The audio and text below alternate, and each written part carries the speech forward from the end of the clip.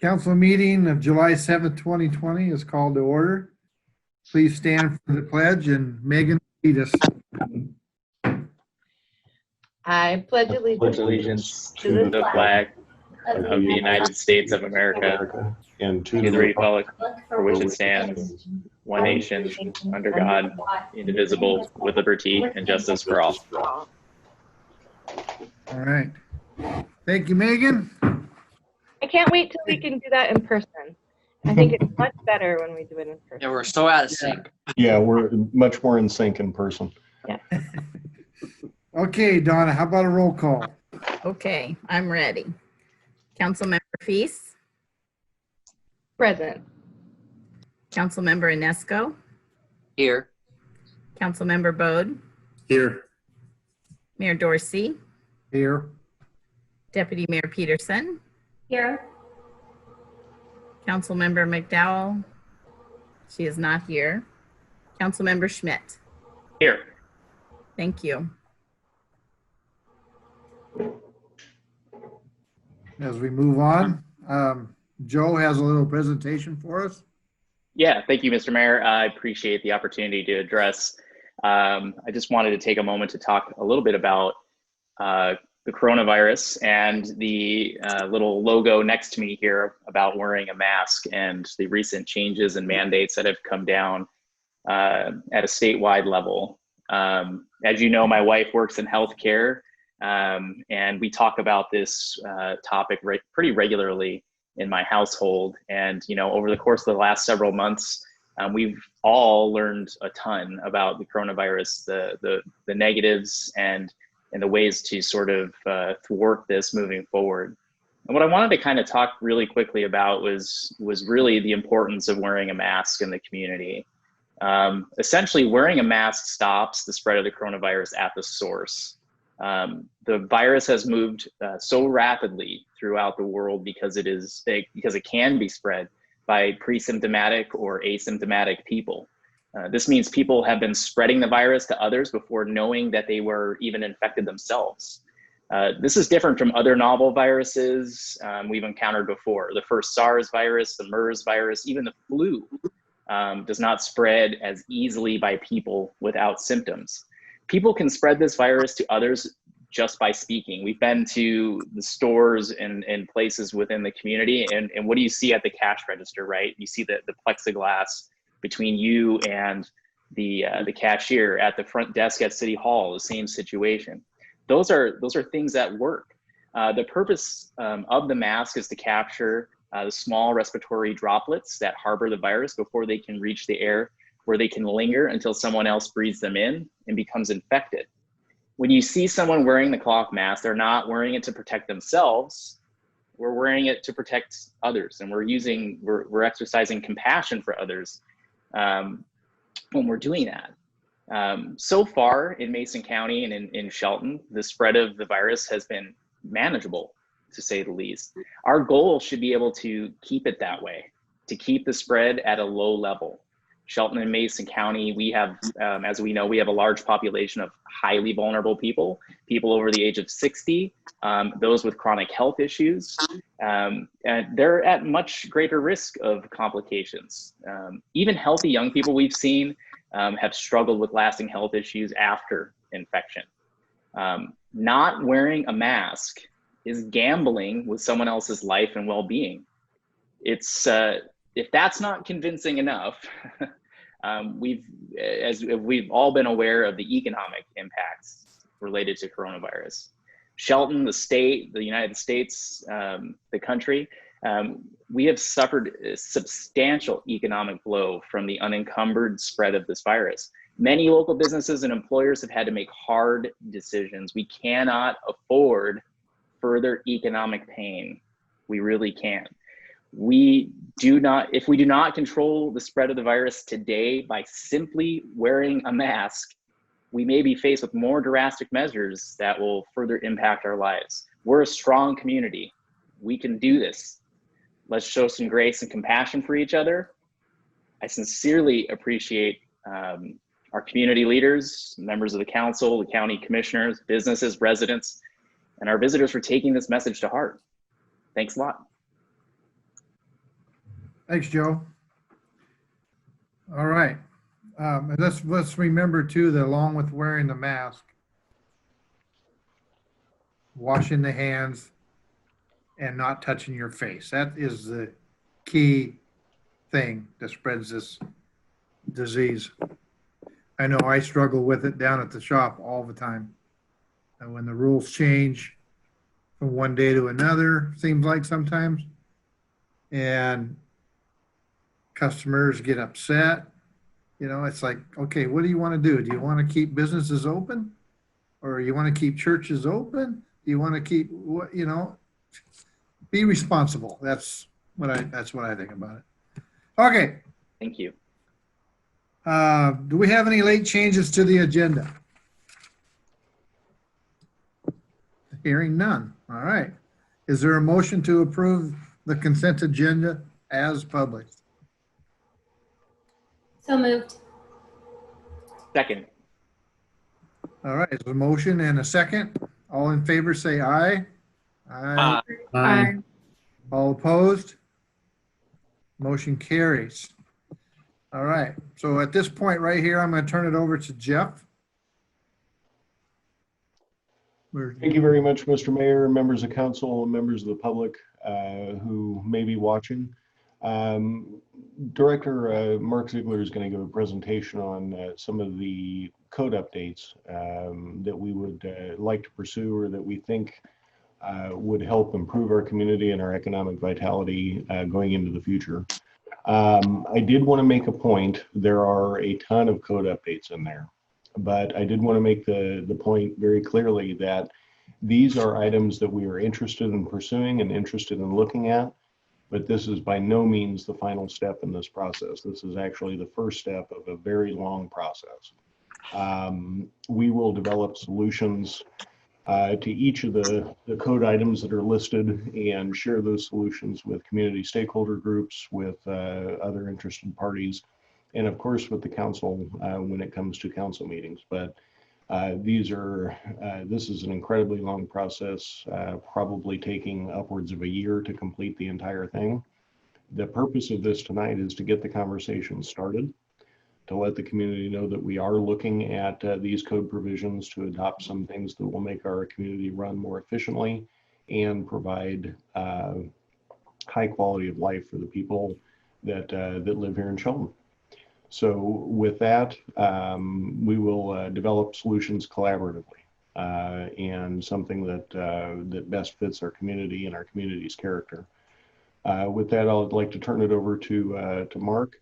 He can run through the items that we are considering looking at, and the purpose really tonight is to let the council know what we're looking at, and if there's something that perhaps we forgot that you would like us to take a look at, we can add, or if there's something on the list that you don't think we should take a look at, you can let us know, and we can concentrate on things that are more relevant to the council's desires and the community's needs. So with that, Mark. Thanks, Jeff, Mayor, council members. As you'll see in the staff report, our Shelton Municipal Code is the rules and regulations that are adopted by the City Council that staff implements. This is a wholesale undertaking of the entire code, so every department is affected by this. You'll see bullet points throughout the staff report from each department. It's fairly comprehensive as it is now, but we anticipate that this will become even more comprehensive as we move forward, as we garner more public feedback, as we engage more staff members, as we hear more feedback from you, the council, as well. So I'll kind of do a brief, I guess, update as we move through here, hit some high points. We have other staff members, department heads available if you have any questions or comments, and we certainly will be open after this to receive any more comments or information that you might have after you digest this a little more.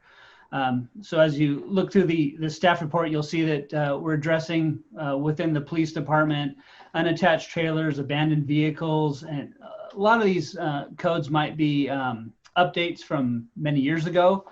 They haven't been addressed. Maybe they haven't come to light before now, or federal or state laws have changed as well. And so we're updating those to reflect some of those standards.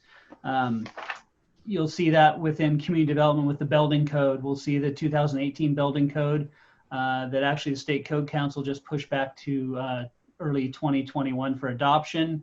So that'll be coming down the pike in 2021. Permit review and processing.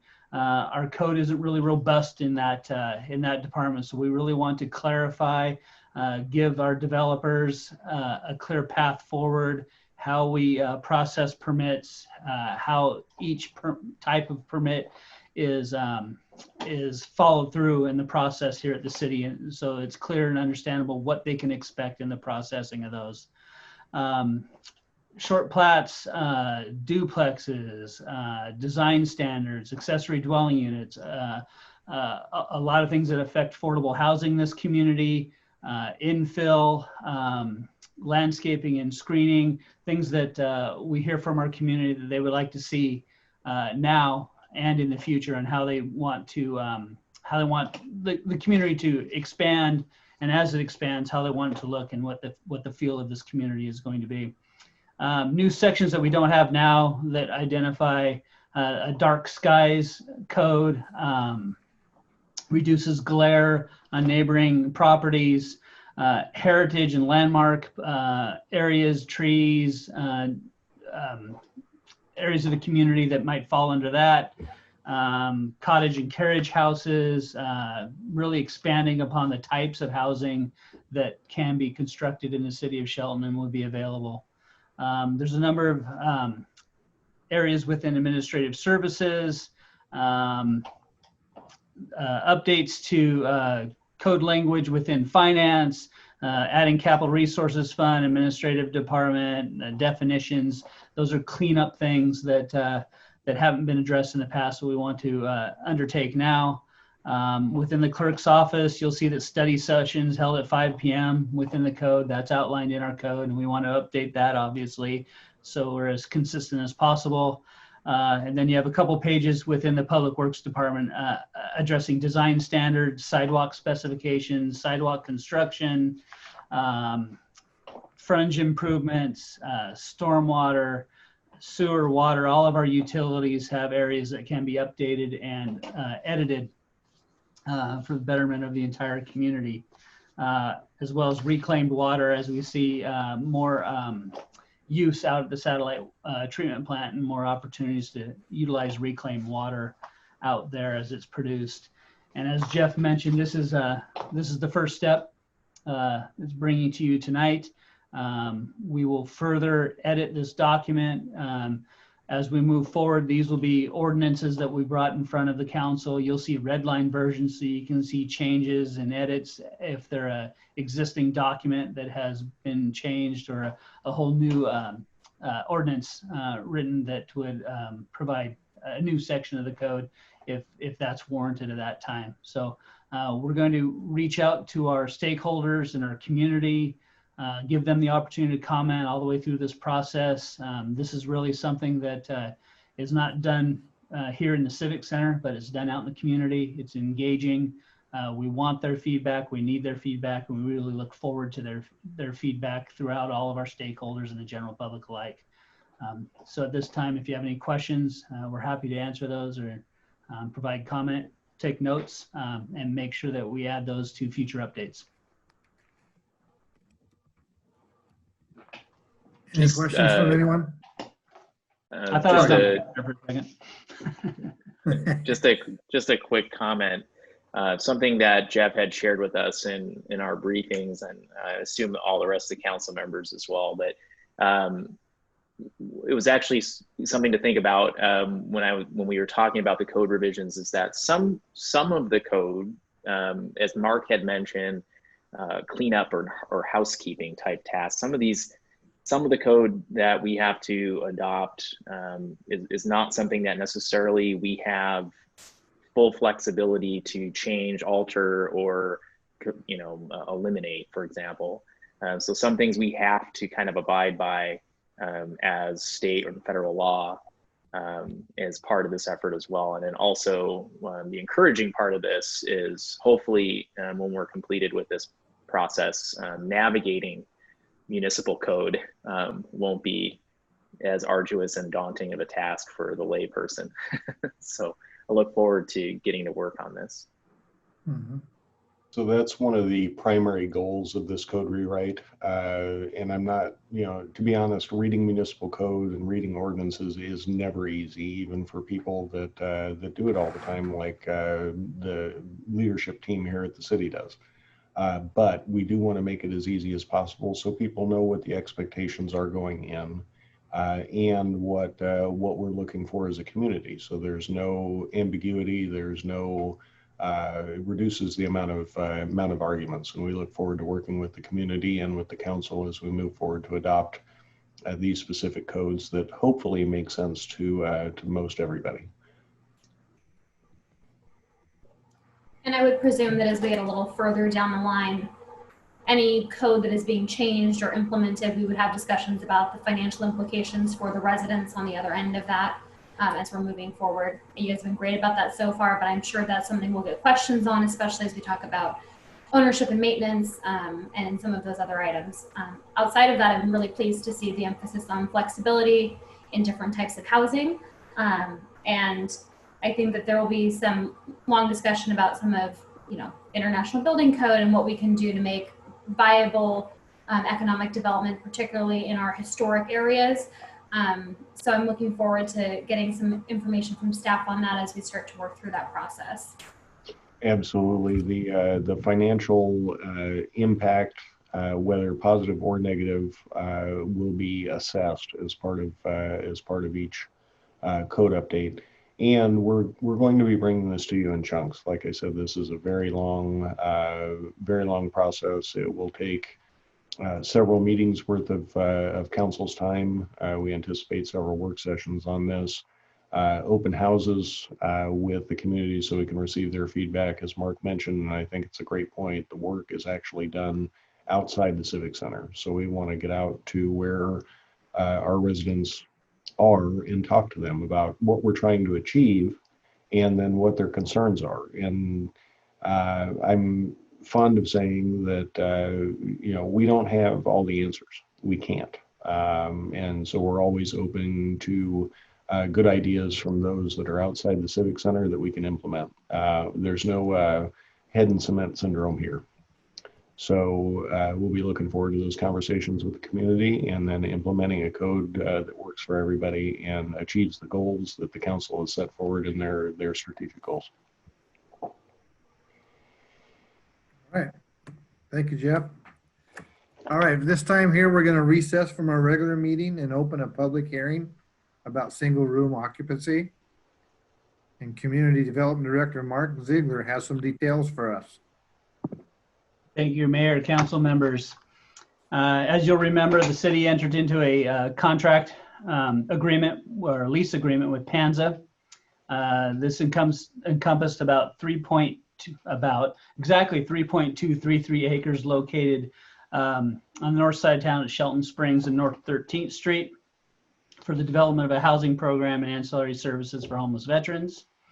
The lease agreement stipulated that the Shelton Municipal Code needed to adopt language that allowed for single room occupancy, that those code amendments would fall within chapters 18, which is building and construction, and 20, which is zoning, specifically planned unit development within the zoning code.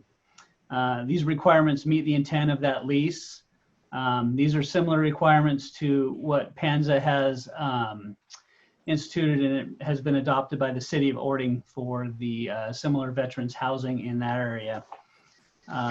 Within the updated ordinance, it adds language in section 118.02.110 that defines what a single room occupancy sleeping unit is, which is at least 120 square feet, access to sanitary facilities and full common kitchen facility, at least one flush toilet, lavatory basin, and bathtub or shower must be supplied in each unit. The sanitary facilities must be in proper operating condition, obviously, and adequate for personal cleanliness, disposal of human waste. They must be hooked up to sanitary sewer per our city code. Each sleeping unit must have 120 square feet of floor space and at least 4 square feet of closet space. Exterior doors and windows must be accessible from the outside and must be lockable. Residents must be able to access their sleeping unit, the sanitary facilities and kitchen facilities without passing through another sleeping unit. Kitchen and sanitary facilities must be located in a detached community building located on the same site as a sleeping unit. So this would have a community building where they access the kitchen and other facilities. In this case, they'd also have those the ancillary services that would be needed that PANS is going to provide. These would be only allowed within neighborhood residential zone and mixed use zones under a plan unit development application. Sleeping units shall not be used for transitional housing. So that's similar to any rental unit essentially, which you rent on a month-to-month basis. So that would be what would be considered here, is that essentially these would be month-to-month occupancies. Sleeping units shall either be owner occupied or shall provide housing for a tenant pursuant to the lease agreement. And the following uses not considered single room occupancy include boarding houses, hotels and motels, extended stay hotels, assisted living facilities, convalescent nursing homes, facilities which provide short-term or long-term care for tenants suffering from physical, mental, or other disabilities. And again, you'll see that reference in SMC Shelton Municipal Code 20.32.110 that references Shelton Municipal Code 1802.110 under the plan unit development. All right. And council, if I may, I'd just like to add that this is intended to only apply to the tiny homes village. We will be looking at an additional code to facilitate ADU construction as part of the code updates that we talked about a little bit earlier. All right. Do we need to ask for public comment, public testimony here? I think that's appropriate, and we do need to wait the 30 seconds Okay. to make sure that people have an opportunity for the delay in the live stream. Okay, All right, I'm Donna? timing this. Okay.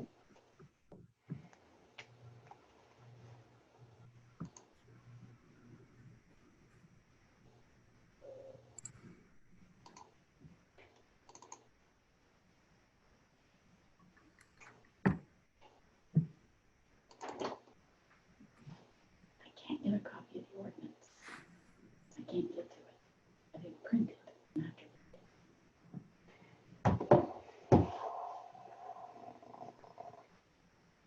Are you on mute?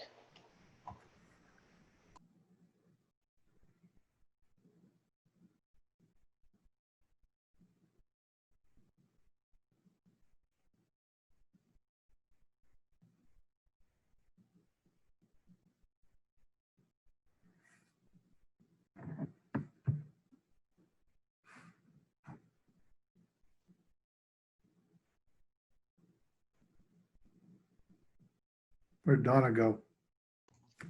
Nowhere, nothing's wrong, everything's fine. All right. Should give her 10 more Okay. seconds. Okay.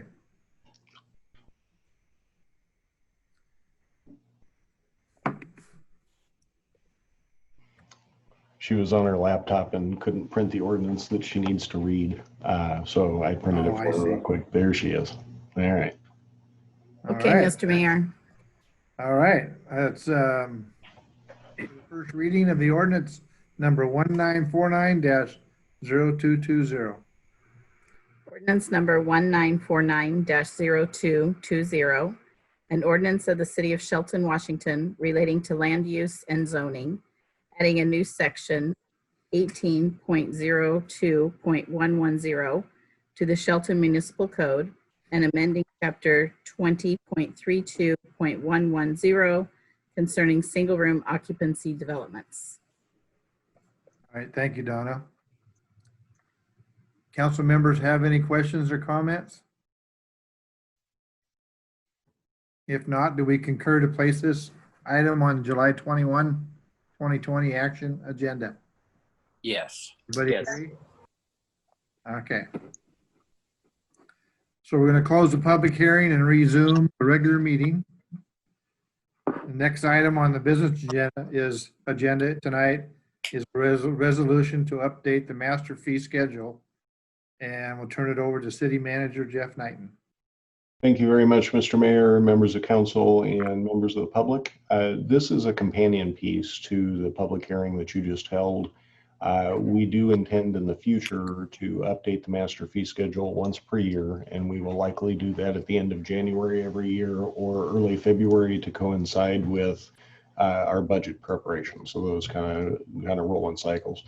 We are doing this minor update tonight in order to implement the single room occupancy ordinance that you just heard. This update would allow developments conforming to the single room occupancy code to connect to our water and wastewater systems at a 25% rate compared to a typical single family home, because they are only single room occupancy, and that is approximately the amount of water that each unit would use compared to a typical single family home with a typical number of people in a residential unit. I'd be happy to answer any questions that you might have. Was that based on square footage? I believe it's actually based on, it is based on square footage, but also based on the approval by L&I and by the Building Code Council for the number of people that can live in certain occupied space. Okay. So like a one bedroom house would not qualify for this. Correct. Okay. That was it. Okay. All right, at this time, we should probably pause again for any public comment. Okay, 30 seconds, Donna. 30 seconds, Donna.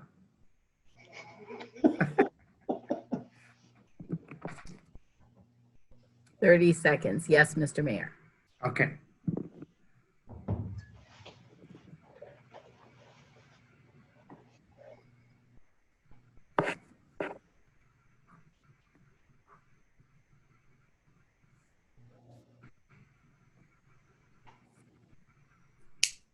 Okay, Mr. Mayor, it's 30 seconds.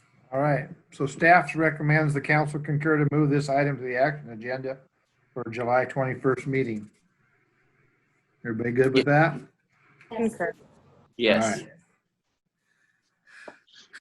We have another resolution to discuss. Police Chief Darren Moody has the detail.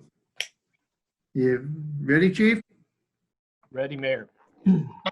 Mayor and council, I'm just bringing forward a briefing regarding the patrol vehicles and some fire vehicles that have exceeded their life expectation several times over, actually. And we'd like to surplus those vehicles according to our policies and the law in the state of Washington. There's 3 police vehicles, and I believe there's 3 fire vehicles. And all of them are valued at $5,000 or less. I'm happy to answer any questions you got about the cars. And I think Mike Patty was trying to get on, but I got an email that said he wasn't able to, but I hope I can answer if you got fire truck questions. So I heard there was a fire truck, and then where are they getting sold at? Well, we had numerous discussions about that, and it was basically they will go to auction. In the past, it was kind of a hit and miss in the city on how they were sold. Jeff's trying to make a uniformity into that, and I agree with it that we shouldn't be selling cars. And so rather than us spend the time selling them, they will basically, my understanding, Jeff, correct me if I'm wrong, this will be turned over to finance. Finance will then work with an auction company and get rid of the vehicles. Yeah, it's an auction company, and I didn't see Aaron pop back on, so yeah, it'll go to finance. Um,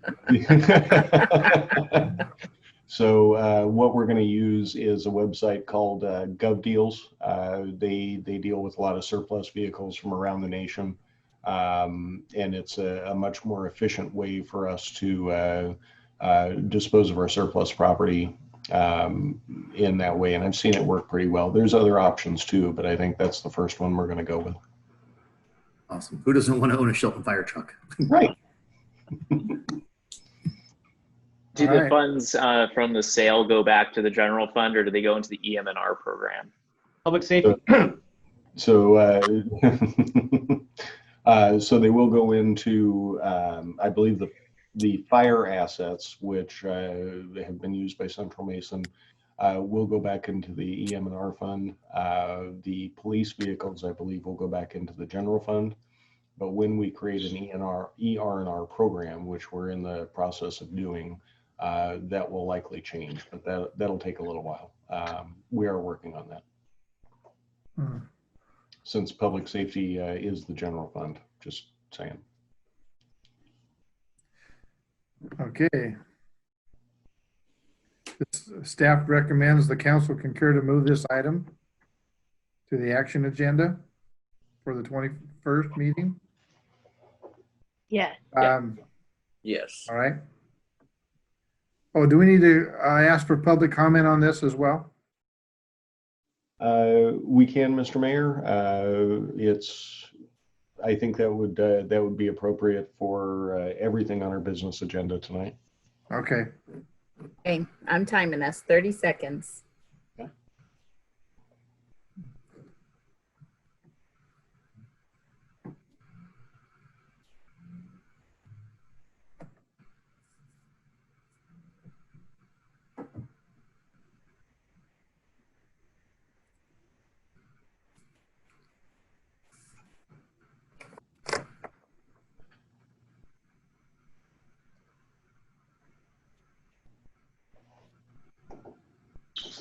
It's time, Mr. Mayor.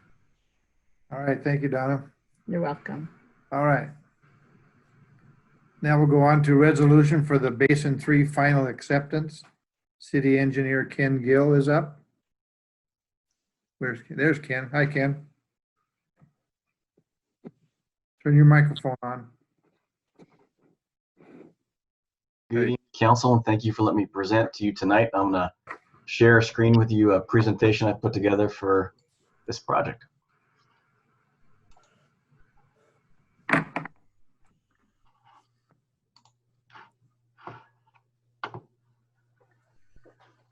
Okay. So, let's see here.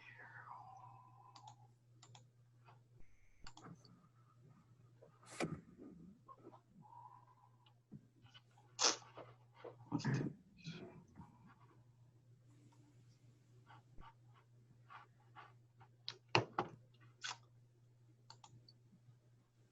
the whole goal of this project was to eliminate leaks in the system. And Brooke did a good job of describing and defining the definition of inflow and infiltration into this Basin 3. So, but basically it's leaky pipes and groundwater and connections and things that shouldn't be there. If you look at the big picture of our entire sewer system, and in the past decade, Shelton has invested millions in getting rid of leaks. And this is a graph. Ignore a lot of the dots and the lines, but just look at the last 10 years, and I'll forward it the next slide.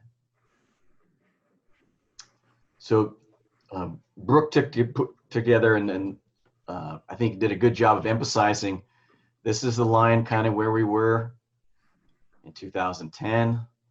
And this is the line where we're at now. So the whole goal of this is to flatten out that slope, right? So if you have a big rain event, you don't have a big surge down at the treatment plant down on Fairmont. This project area is kind of in the area inside the blue. The areas that got repaved and got new sewer pipes put in are showed in green. But really the heaviest impact was the historic downtown area. That's where I took a lot of the calls and questions and concerns. The total construction cost was just a little over $6.5 million. It was the project was really well managed and run. Cobry Schneidmiller, now Cobry Glasser, did the majority of the inspection, and we're also to fund the project. We used a combination of grants from ecology and direct appropriations that your staff obtained, and I can't take credit for that because it was here when I showed up. So a little bit before pictures and after. You can see before you had some sidewalks that were in roads that were crumbling, and now you've got some asphalt roads with some ADA ramps. Again, showing pictures of an asphalt road with a gravel shoulder, and now you've got an asphalt road with a sidewalk. Another picture before or after, real near the library.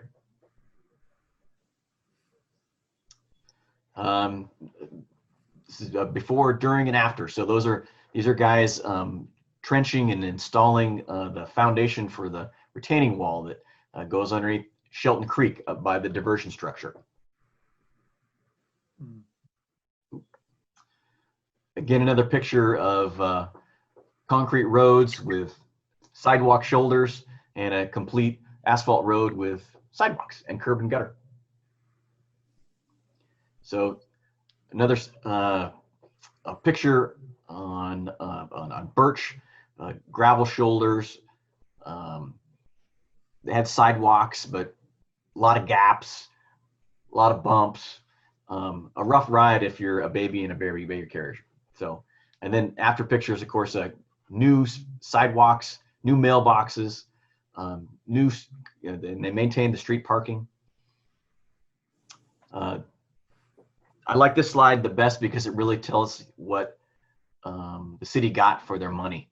And the over 15,000 linear feet of new sewer main, just under 190 sewer laterals, just over 5,000 square yards of concrete for new sidewalk, curb, gutter, ADA ramps, and just under 5,000 tons of asphalt for to repave new roads and parking strips. So this is my last slide, but the slide I want to roll back to is the one for the contingency, where council pay attention to that yellow slice. So that was the amount of funding that council allocated for any contingencies. And if you look in the back page of your council packet, about $36,000 of that is remaining. So that tells me that it was a really tightly, intensely managed project to stay within that contingency that council allotted for it. So that's all I prepared. Do you guys have any questions? Did we have any liquidated damages from this project? None that I'm aware of.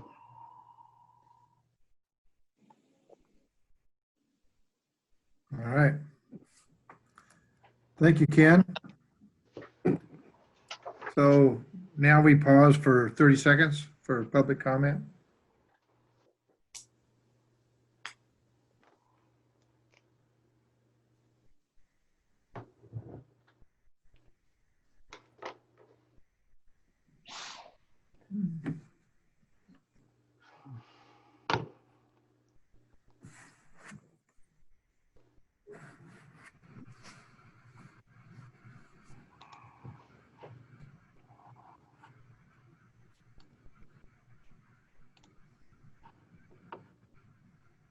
That's 30 seconds, Mr. Mayor. All right. Staff recommends the council to concur, move this item to the action agenda for July 21st. Everybody okay with that? Yes. Yeah. All right, Ken has another resolution. This one is for a contract amendment for the satellite wastewater treatment plant reclaim tank design. I'm going to share a screen with another figure that we prepared.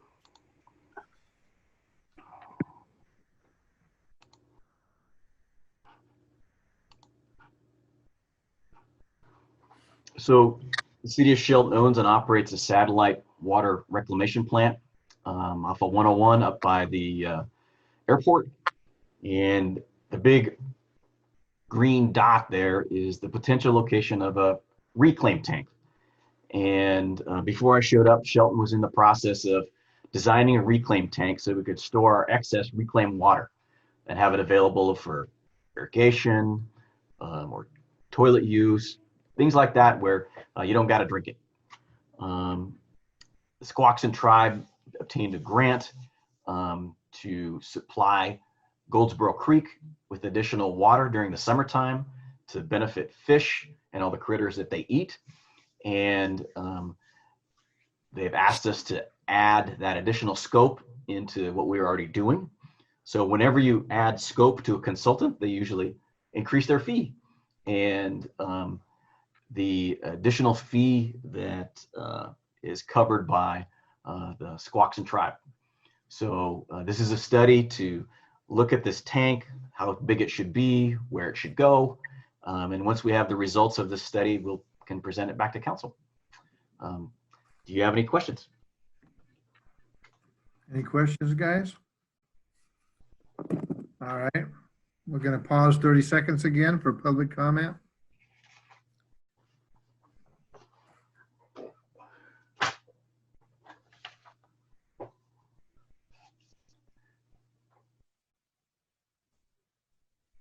Hey, Ken, while we're pausing here, wasn't that tank also to collect reclaimed water for like hosing down the state patrol track when they wanted it? You betcha. You could certainly use it for that too. Yeah, okay. It's 30 seconds, Mr. Mayor. Okay, thank you, Donna. You're welcome. All right, staff recommends the council to concur to move this item to the action agenda for the 21st meeting. All in favor of that, I think. All right, the last resolution on the business agenda is for a contract amendment for the sewer comp plan. Ken is going to share details with us.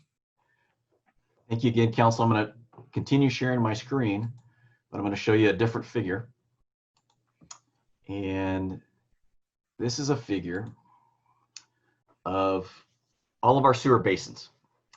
But just pay attention to the ones inside the red and focus on that.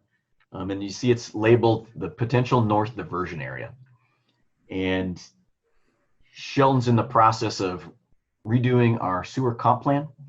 Gray and Osborne is doing that for us. And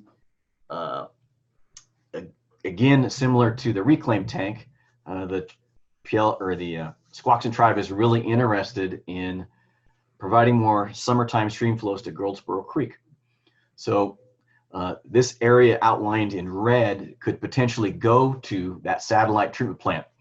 And the focus is on this, this WRP in green. So that's the same location of the green dot that I showed you in the previous slide.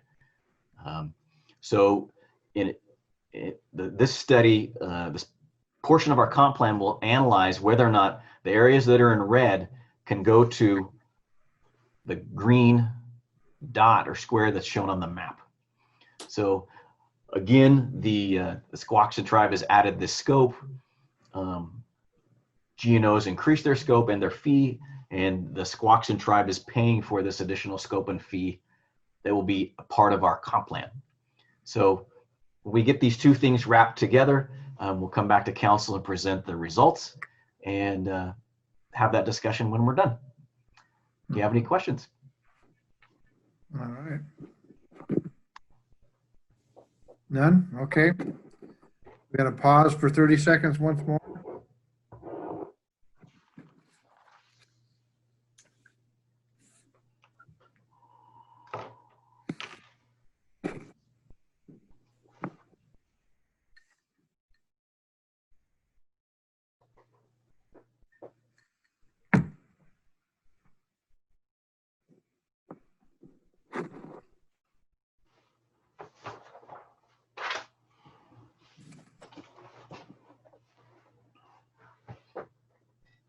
Okay, Mr. Mayor, that's 30 seconds.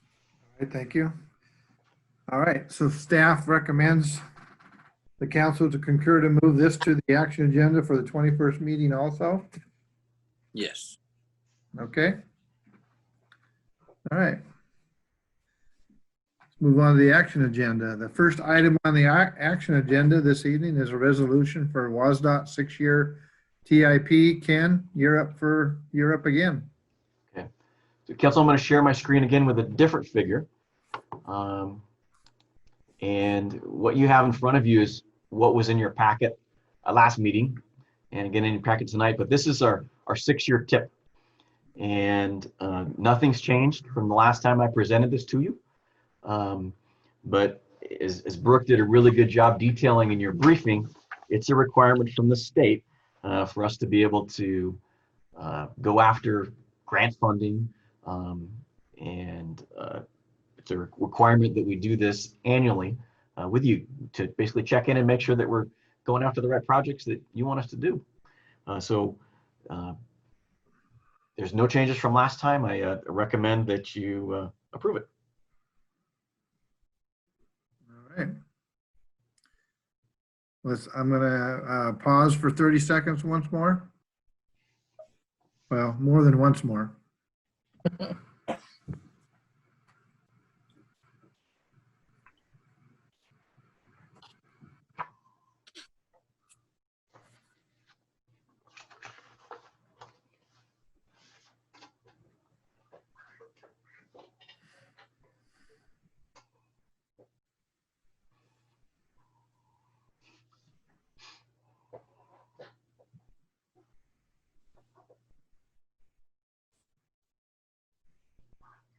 Okay, Mr. Mayor, 30 seconds is up. Okay, thank you. I'm going to ask for a reading of resolution number 1159-0620. Resolution number 1159-0620. A resolution of the City of Shelton, Washington, adopting the comprehensive 6-year transportation improvement program for the City of Shelton for the years 2021 through 2026. Okay. Council, do we have a motion? I move to authorize the mayor to sign resolution number 1159-0620, adopting the 6-year transportation improvement program for the years 2021 to 2026. Second. Okay, thank you. Any questions or comments at this time? All right. We have a motion and a second to authorize me to sign resolution number 1159-0620, adopting the 6-year transportation improvement program for the years of 2020 through 2026. All in favor, say aye. Aye. Aye. All Aye. opposed? Motion carries. All right, we're moving right along, guys. Ken has one more item to share with us, a resolution regarding a project change order for the Mta parking lot retrofit project. Thank you, Mayor. I'm going to share one more screen with you. Scroll down a little bit, and then I'll come back to this a little bit later. But this is the Mta parking lot, and it is located right on Railroad Avenue, right behind United Way. And if you get a chance, it's just between Blondie's and CenturyLink. Go check it out. I was out there last week with Ecology and our contractor, and what's unique about this is they use pervious pavers. So they took a big couple 5-gallon buckets full of water, dumped them on, and the water disappeared. And so it's really a neat improvement for that area of town, and it's really a great project that recognizes how successful a project can be when you work with your friends. And in this case, our friends are the Department of Ecology and Danette Brandon with MTA. So she has been a really good, strong supporter and a great project manager for this project. So Railroad Avenue is called Railroad Avenue because it had railroad tracks running down the north side of it, as you all know. And this location where this parking lot is used to have railroad tracks running through it. And a residual of the railroad was some lead and some trace amounts of petroleum contamination. And Danette worked with Ecology and their consultant to determine if this dirt could stay or if it could go. And the end result is it needed to go with the project. And they are in the process of hauling it to an appropriate facility. And this is a change order is associated with the cost of doing that. The reason why I pulled up this agreement is at the very top, it's an intergovernmental agreement between us and Mason Transit. But the second paragraph from number 1 is that Mason Transit's available for all the costs. So including this change order, they were benefited from a grant that Shelton staff applied for just over $300,000 that paid for the majority of the project. But Mason Transit is also responsible for the cost, again, with this change order, our staff time, and the grant match as described in the interlocal agreement. So if you have any other questions, that's what I've prepared tonight. Are you saying, Ken, that was all done with a grant? The removal? The grant didn't cover the removal. No, the grant Okay. covered the concrete curb around the perimeter, covered the landscaping, the gravel backfill under the pavers, the pervious pavers. It covered the construction. So, but the grant didn't cover the petroleum contaminated soil. That's all on Mason Transit. That's on Mason Transit. Yep. Yeah, okay. All right, so we're gonna pause for 30 more seconds for public comment.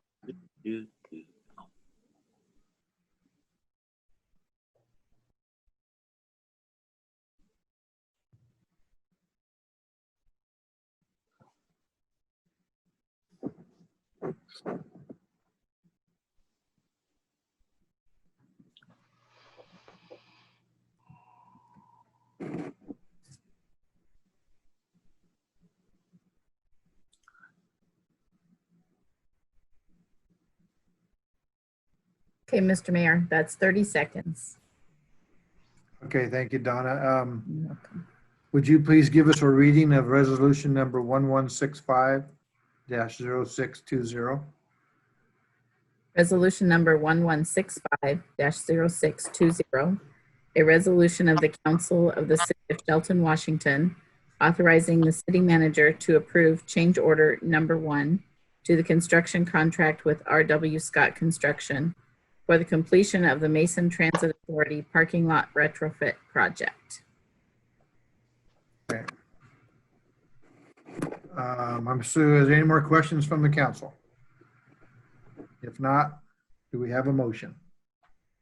I should do that opposite. Do we have a motion? Sorry. Sure. I move to adopt resolution 1165-0620, a resolution authorizing the city manager to sign change order number 1 to the construction contract with R.W. Scott Construction for the Mason Transit Authority parking lot project. Second. Second? Did I hear a second? Yes, second. Thank you. All right. We have a motion and a second to adopt resolution 1165-0620, a resolution authorizing the city manager to sign change order number 1 to the construction contract with R.W. Scott Construction for the Mason Transit Authority parking lot project. All in favor? Aye. Aye. Aye. All opposed? Okay, motion carries. Okay, Thank you. moving along. Now, City Manager Jeff Knighton is going to speak to us about coronavirus relief funds for local government. Thank you, Mr. Mayor, members of council, and members of the public. What the contract that you have in front of you this evening is between the City of Shelton and the Washington State Department of Commerce. And that contract will allow us to request reimbursement funds provided by the federal government through the state. Initially, if you recall, the CARES Act approved by the federal government earlier this year, provided direct funding to states and to municipal governments with over 500,000 people. We're obviously a little short of that. But through the state, the Department of Commerce is releasing funding from the CARES Act to municipalities like ourselves, and we are eligible for $306,600. And signing this contract would give us the authority to request reimbursement from the Department of Commerce for those funds, as long as the reimbursement is completed by October 31st of this year. With that, I'd be happy to answer any questions that you might have. Okay. None? All right. So let's pause for 30 seconds for public comment.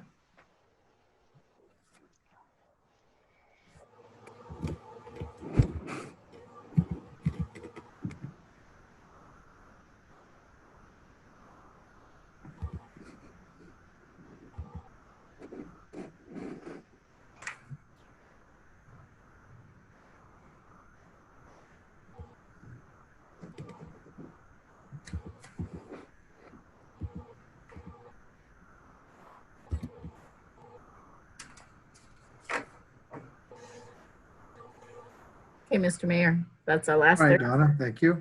You're welcome. All right, do we have a motion? I move to approve the interagency agreement with the Washington State Department of Commerce by authorizing the city manager to sign the attached. Second. Okay, we have a motion and a second. Any questions or comments from the council? Okay. We have, Kevin, if I may, oh, just one Deidre thing. has something. just as we move forward with this, knowing that there's such a broad scope that these funds can cover different services and different items, I would be really interested to get a regular update from the city manager as part of our council meeting, so that we have an idea and the public has an idea of how these funds are being spent, because even though they're coming through commerce, they are taxpayer dollars after all. And I know that Jeff and staff have spent a lot of time looking at the best way to utilize those funds within the community. And I would love to hear back as we move forward on this project. Absolutely, we can do that. Thank you. All right, thank you, Deidre. Okay.